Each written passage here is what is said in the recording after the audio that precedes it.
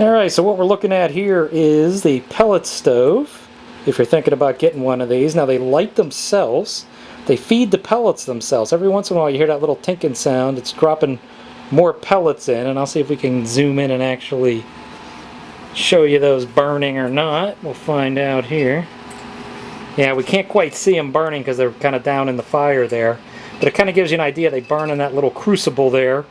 They come out of that little chute that you can see up in the middle, a little black square, and it drops them in as it needs it and keeps it burning there, and like has a catalytic converter and exhaust to the outside. Now what's pretty neat is they're actually cool to the touch when they're burning. So I can actually go ahead and put my hand on top of this, and it's cool as can be.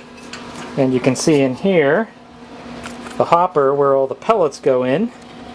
So that's the pellets that get loaded into the hopper, and they got a little bit of extra ones sitting over here on the side, and a little protective layer to the hardwood floor that kind of insulates it off of there. But that's really all there is to it. You load up your pellets, and it self-loads them into the stove. It lights itself, and it also turns itself on and off, operating actually off of a thermostat on the wall over here, which you can kind of see right there is the thermostat that's actually operating the pellet stove.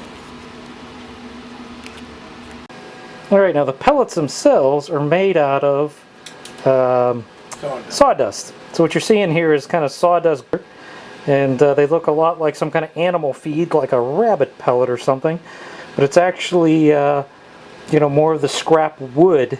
And in some states, like in Colorado for example, they had a lot of beetle kill pine. They're actually turning these dead pine trees into the pellets, because if you were to burn the wood, you could be bringing the larva in with you, but when you turn them into pellets, that all gets killed off.